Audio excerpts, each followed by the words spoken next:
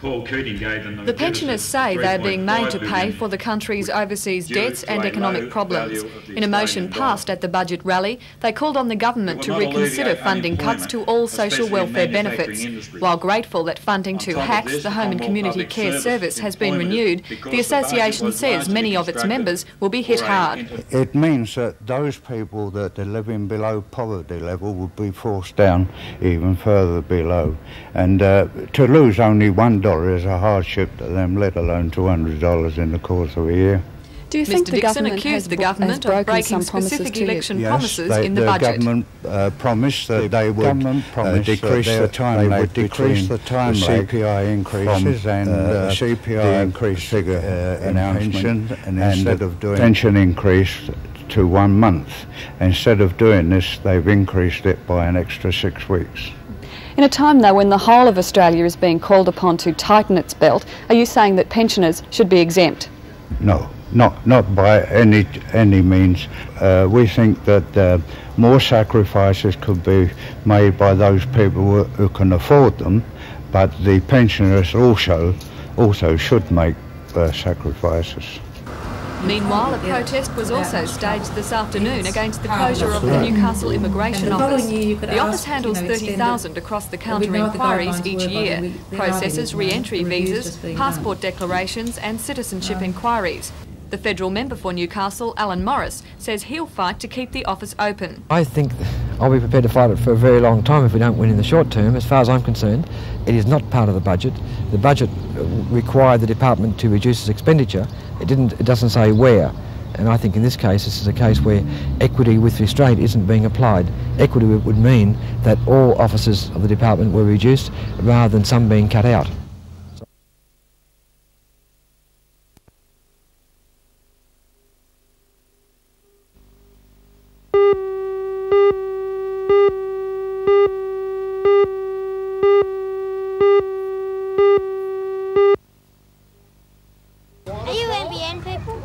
Organised as part of the Matara Festival, the children were led on a delightful adventure walk through areas of the park which had been specially decorated. Actors were positioned at various points, and in one area the keeper of the garden told the children a story and answered questions. But obviously they didn't find what they were looking for there, and as masks were handed out, they wound their way out of the garden and headed off for the next adventure in the dark cave. The walk was just one of the Matara activities organised for Civic Park over the next few days until the festival draws to a close on Sunday.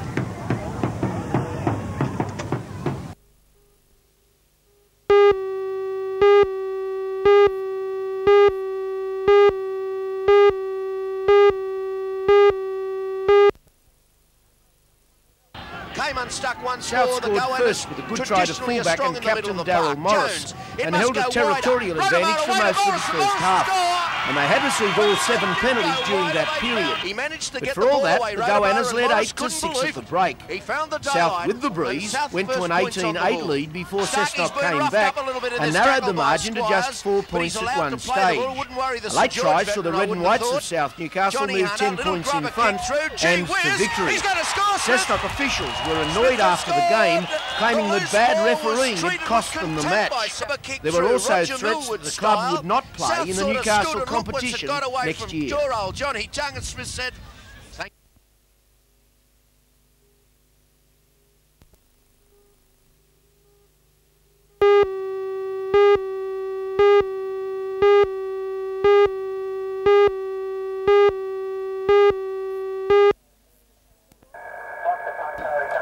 The walls of the radio room of the newly established Foster Tuncurry Royal Volunteer Coastal Patrol bear the evidence of Michael's achievements. 1983 Young Australian of the Year, 1983 International Young Person of the Year. Michael became blind at 13. A year later, he was the youngest person to train with a guide dog. But it's been Michael's involvement with the Volunteer Coastal Patrol, having set up a station at Bermagui on the New South Wales south coast, which has earned him the greatest recognition.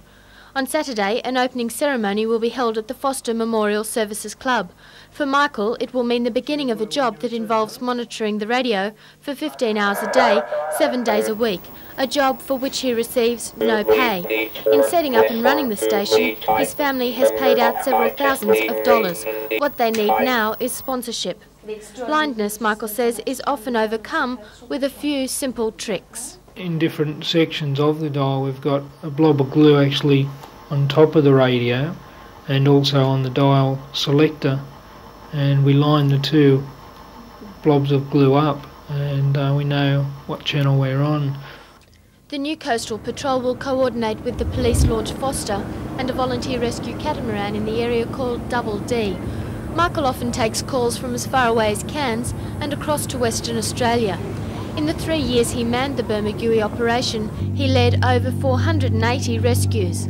He says many of the yachties who rely on him to guide them through treacherous waters don't realise he's blind. Michael, there's a message in all of this for others with disabilities. What would you say to them?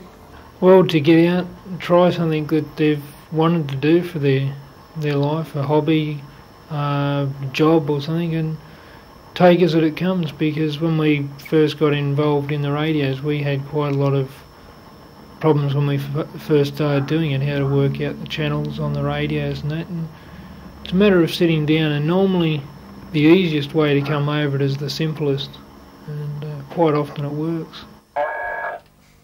And now for any boaties out there who might someday need Michael's assistance, his call sign is VH2 DXH 35, the Foster Tuncurry Coastal Patrol.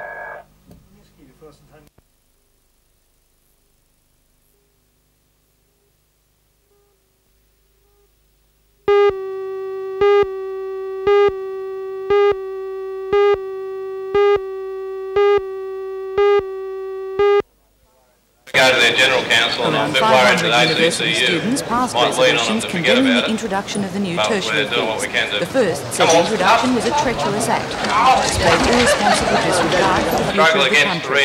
The second, the implementation of a boycott against paying the fees. And the third, a request that the universities support the students in their fight against the introduction of the fees. The three resolutions were passed unanimously.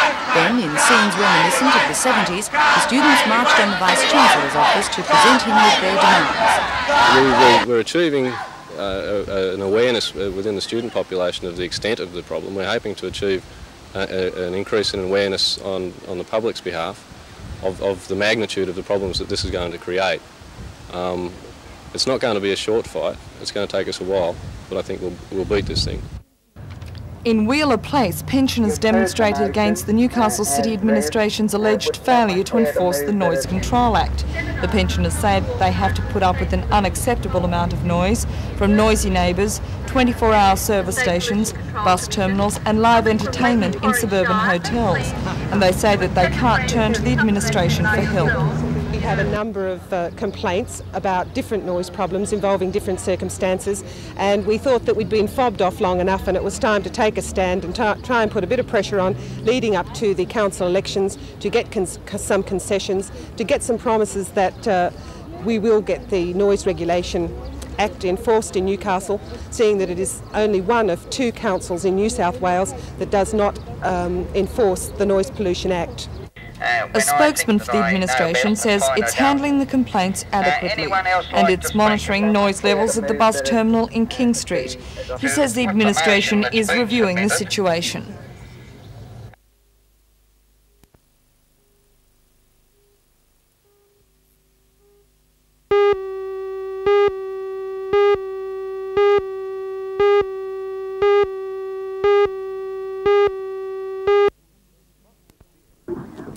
Foster's Beer is sponsoring the Formula 1 Grand Prix in Adelaide this year. At our own mini Grand Prix circuit, Fun City, India, Tomago, the Lamborghini was unveiled. Foster's drinkers can win the car in an Australia-wide competition. With the low, sleek, wide looks, the car is a thoroughbred from the exclusive Italian factory. It's one of only 3 in Australia and can achieve a top speed of 320 kilometres an hour. Despite its radical design and enormous power, Lamborghinis were, however, never designed for the racetrack. The V12 engine has 4 camshafts and 4 valves a cylinder. And as you say, it's the most elegant and beautiful machine. Any price tag? It's valued in excess of $250,000. And how does this car get that incredible price tag? Every piece is handmade. The colour of this machine is also unique. Foster's Blue Thunder. The paint mix was destroyed after the car was painted. But how did the Contact get its name? Well, when it first appeared at an Italian motor show, one car manufacturer in Italian dialect said, "This car is Contact," which is Italian for incredible and amazing.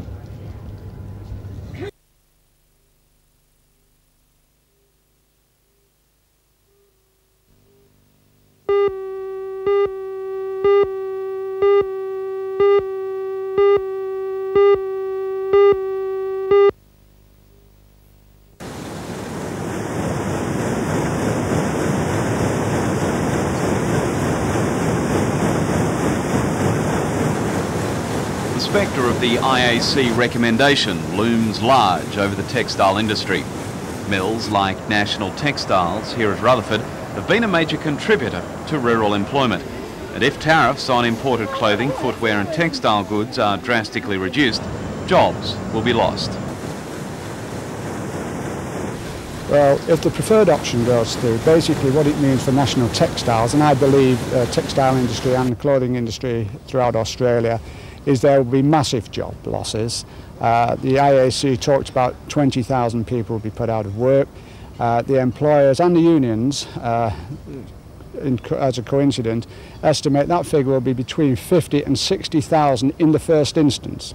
However, with a highly capital intensive industry like textiles, we must sustain a certain level to be able to amortise our basic overheads, if you like.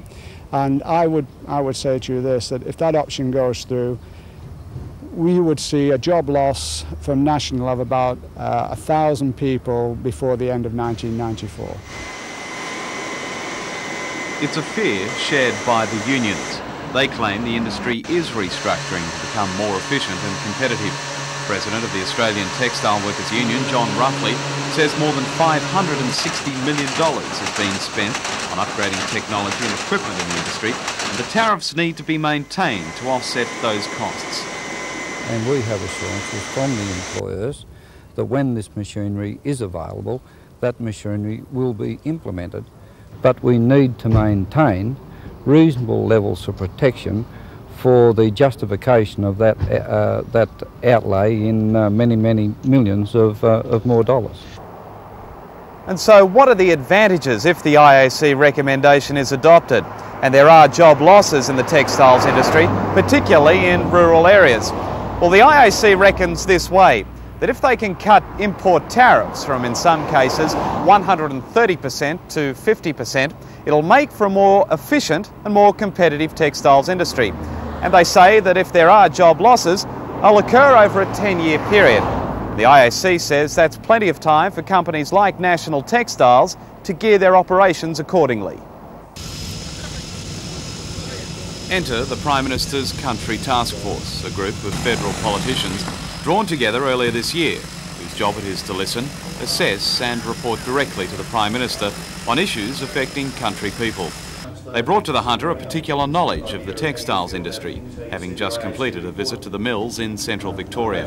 And it seemed coincidental their first port of call in the region was the National Textiles Mill at Rutherford. At mills like this one, 60,000 people are employed throughout rural Australia. We're certainly on this committee very concerned at the IAC report. We believe that it didn't take into account enough of the social impact. The number one priority, or the 15%, has been ruled out already by the Minister and the Government, so that any changes that do take place will take place now in view of the changes that have occurred since that report came down. And if the talk of lowering tariffs on imported goods sounds as if it will cost jobs, then the Buy Australia campaign could also be under threat. The real problem facing Australia is reindustrialisation. Now, you had the Prime Minister going on television some few months ago telling the world he wore Australian cotton underpants. Within a month, the Americans had finished our cotton industry by putting in a very protective regime in their own country, and the Australian Navy had bought a remotely controlled underwater vehicle from the Americans, despite the fact that the Australian one was better and cheaper. Now, no other country in the world would shoot itself in the foot like that. task force left National Textiles, reaffirming its commitment to local clothing and textile manufacturers. Visits to Muswellbrook, Singleton and Maitland were next, where the group had a chance to talk with trade union leaders, councils, community groups and, of course, farmers. And while there was much debate, some heated, the tool was relatively free of incident, although at Maitland a symbolic protest cheque presentation was made by local residents. Over the government's plan to resume uranium sales to France. We've worked out that the $66 million that Treasury is going to get from the sale of uranium to France represents about $4 from each person in Australia, and what we've done is 5 or 6 families have got together and contributed a couple of dollars each as a sort of deposit, and hopefully we've presented it to the Prime Minister's Country Task Force so that they can take it back to the Prime Minister and say that there are people in country areas concerned about the uranium issue and that they are prepared to put their money where their mouth is. Members of the task force admitted that the 2-day visit was simply not enough time to fully assess in detail the state of the Hunter's rural sector, but certainly long enough to gauge some of the problems facing our farmers and their communities. On this visit we've been getting confirmation of the sort of things we've been seeing in their visits around Australia in the last 12 months. The downturn in commodity prices has now worked its way right through the community, and one thing that has happened that I think is good, in our first visits to regional Australia, there was a lot of anger in the country areas that they appeared to be the only ones suffering from this, and no one else seemed to care. That message is now gone, that the total Australian community is aware of the problems caused by the collapse in commodity prices. Is there anything unique in the Hunter Valley that you haven't come across in terms of the rural sector around Australia? No, but I think it has its same regional problems similar to the areas we visited in central Victoria, which is based on the textile industry. And there is concern here as in relation to what direction the industry should take. The IAC proposals that have been put before the government as recommendations need to be addressed and addressed fairly quickly, because industry needs to take decisions as to which direction it will go after 1989. So what then is the overview for the Hunter Valley that you'll be reporting back to the Prime Minister? One, I think the urgency of doing something in relation to that IAC report.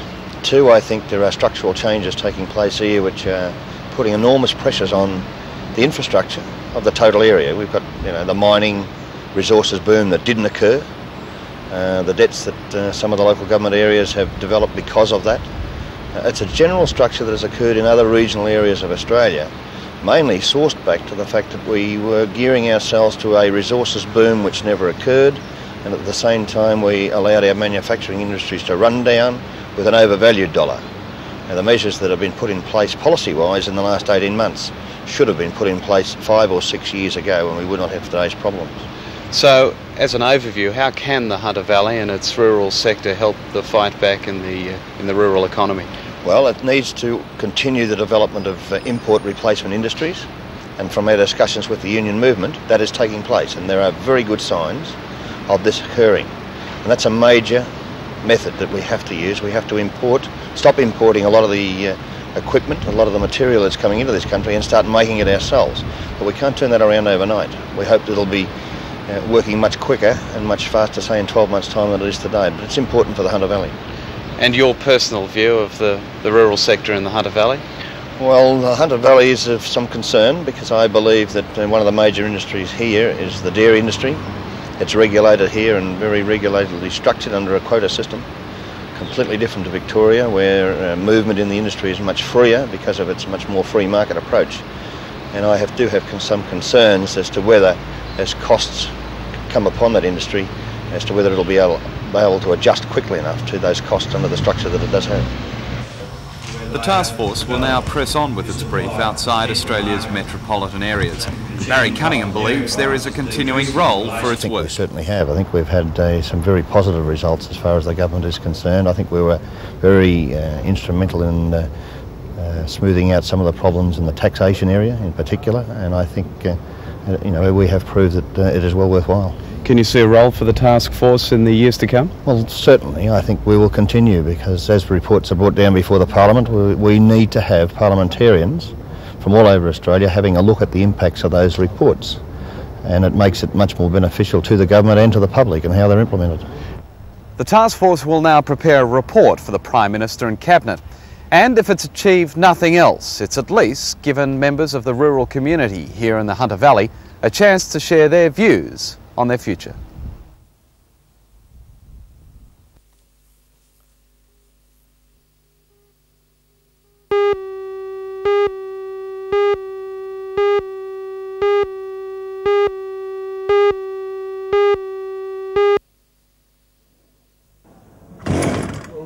If anyone thinks catering isn't exactly a macho trade, take a look at this guy in action.